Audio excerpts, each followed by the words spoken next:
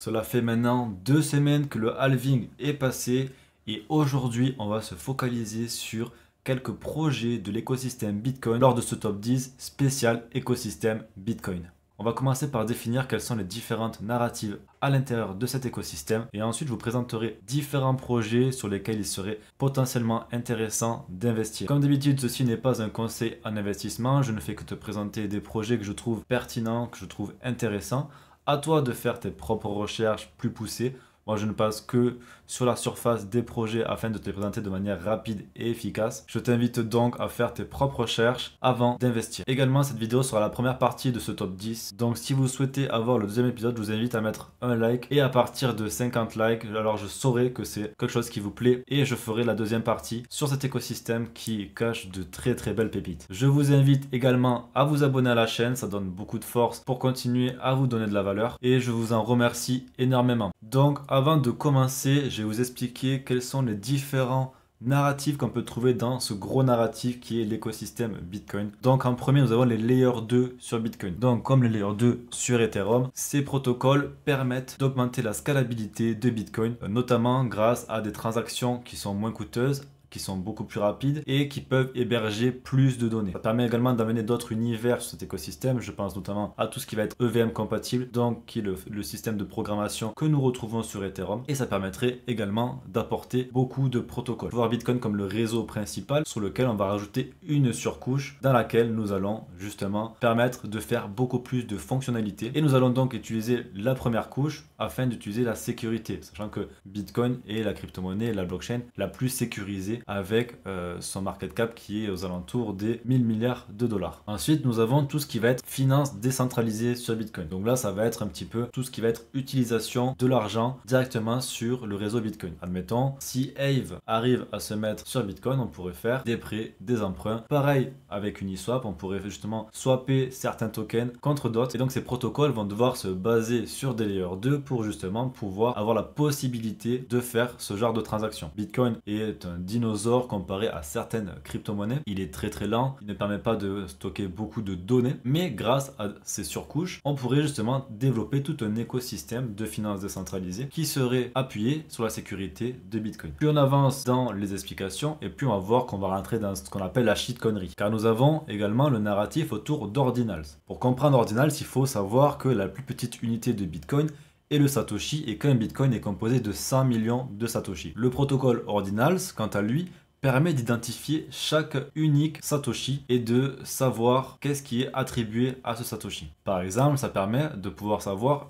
quelle est la date de création de ce Satoshi. Un Satoshi qui a été créé lors des premières transactions effectuées entre Satoshi et Alphine ou qui ont été minés dans le bloc Genesis ont forcément une valeur qui en est décuplée. Également, nous pouvons identifier certains Satoshi qui ont servi à l'échange, à l'achat des 2 pizzas pour le prix de 10 000 bitcoins. Donc ça permet vraiment de pouvoir identifier chaque Satoshi, chaque sat et d'apporter une rareté en plus par rapport à tout ça. On peut voir aujourd'hui des Satoshi se vendre des milliers voire des millions de dollars. L'une des premières utilités de ce protocole ordinal, ça va être la création de NFT sur Bitcoin, sur lesquels on peut inscrire des images, des vidéos, des musiques ou encore des items de jeux vidéo. Et au fil de son développement qui est assez rapide puisque Ordinal s'est sorti en début d'année dernière, en début d'année 2023. Nous avons également vu apparaître les BRC20 qui sont l'équivalent des ERC20 sur Ethereum, permettent quant à eux la création de tokens fongibles et donc actuellement il y a beaucoup de memecoins. Donc du coup lorsque nous inscrivons un ordinal sur un Satoshi, c'est pour toujours et on ne peut plus le modifier ou le supprimer. Ça devient un objet digital unique inscrit à jamais sur la blockchain la plus sécurisée qu'est Bitcoin. Si tu as compris ce qu'étaient les BRC20, alors tu vas comprendre ce qu'est le Rune Protocol et le protocole qui est sorti le jour du halving de cette année et qui est un petit peu le sujet bouillant actuellement et qui attire beaucoup l'attention des gens. Je ne vais pas rentrer dans le détail technique car ce n'est pas le but de cette vidéo, mais il faut comprendre que le Rune Protocol permet d'optimiser Ordinals. Ce sont deux protocoles distincts qui ne servent pas à la même chose. Ordinals va être plus dédié à tout ce qui va être autour des NFT, autour des uniques SAT, alors que Rune Protocol lui va être plus dédié à tout ce qui va être token fungible, tout ce qui est shitcoin. De par sa construction, le Rune Protocol va permettre de réduire la congestion du réseau qui est provoquée par le standard de BRC20 et de réduire réduire également les frais et d'avoir des transactions beaucoup plus rapides. Donc en gros, le protocole Runestone, c'est comme les BRC20 mais en mieux. Également, c'est beaucoup plus on-chain et décentralisé que les BRC20. Maintenant que tu as compris tous les différents narratifs qu'on peut trouver dans cet écosystème global qui est Bitcoin, nous allons maintenant passer aux altcoins. Je vous mettrai également tous les liens dans la description concernant les projets que je vous présente. Le premier, c'est Stacks. C'est un token dont je t'ai déjà parlé plusieurs fois, qui est tout simplement un layer 2 sur Bitcoin qui permet d'apporter les smart contracts. C'est actuellement le leader du marché et c'est lui qui a la plus grosse traction. Donc si on a le narratif sur Bitcoin qui explose, Stacks devrait être l'un des premiers à capter toute l'attention et capter toutes les liquidités qui va mener à forcément une explosion des prix. Il permet notamment d'implémenter tout ce qui va être DeFi avec notamment les prêts collatéralisés par du Bitcoin ou encore les NFT. On peut voir d'ores et déjà que 80% de la supply des tokens est déjà en circulation, ce qui est une très bonne chose qui limite également l'inflation au cours du temps. Actuellement, il y a la mise à jour Nakamoto qui est en train de se mettre en place et qui permet d'accélérer la validation des blocs passant de 10 à 30 minutes par validation de bloc à 5 secondes, ce qui est une grosse différence et ça va permettre vraiment de booster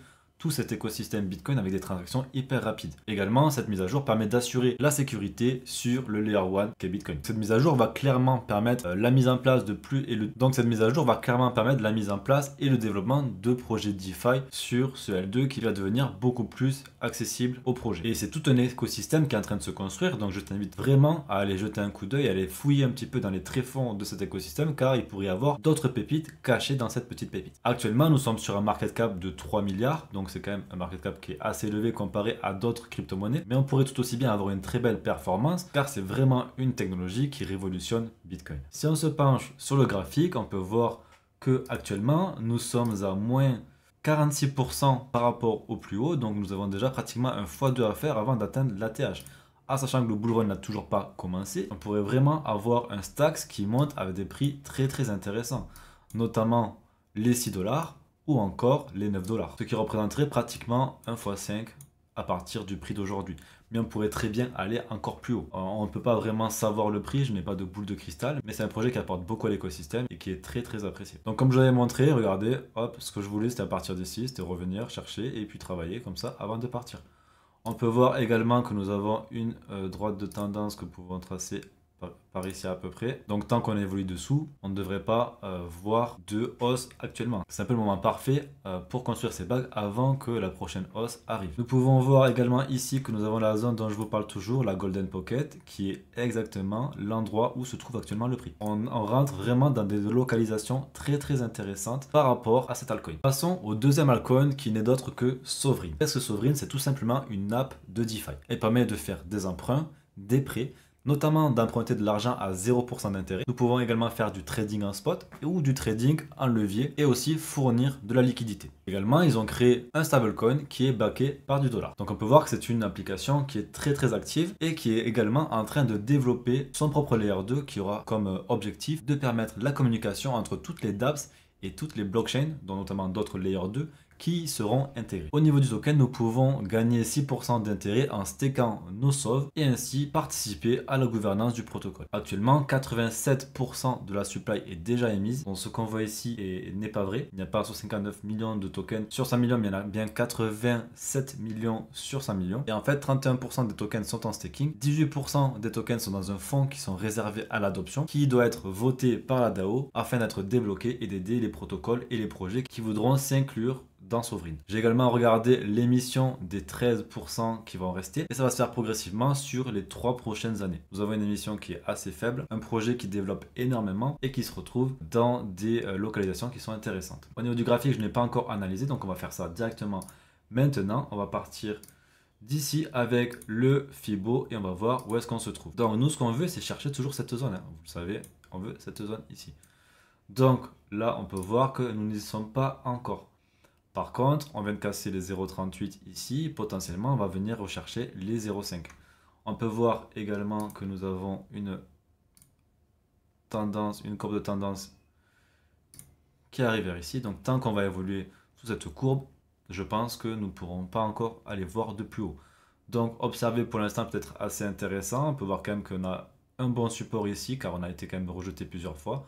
Que ce soit ici, ici, même ici au final, et encore dernièrement ici. Rentrer en DCA, peut être une solution par rapport à Sovereign. En tout cas, on peut voir que c'est un projet qui a pratiquement tous ces tokens qui sont sortis et qui build depuis déjà quelques temps. Avec un market cap de seulement 106 millions, nous pourrions potentiellement avoir un gros multiple sur ce token avec une grosse adoption et une grosse hype du narratif des layers 2, de la DeFi sur Bitcoin et de l'écosystème Bitcoin en général. Passons maintenant au troisième token qui n'est d'autre que Ordi. Alors Ordi, il faut savoir que c'est le premier BRC20 qui a été créé sur le protocole Ordinals. Il a 21 millions de tokens qui sont totalement sortis et un market cap de 729 millions. C'est le premier meme-coin sur le protocole Ordinal, donc ça pourrait être lui qui capte en premier toute la valeur sur une hype sur Ordinals. Au niveau du graphique, on peut voir qu'Ordinals a énormément retracé. Si je prends le dernier mouvement, en positionnant du coup ici jusqu'à la TH, on peut voir qu'il est même en dessous de la Golden Pocket. Il est en train d'essayer de revenir chercher cette zone ici qui est un petit peu le dernier espoir avant de partir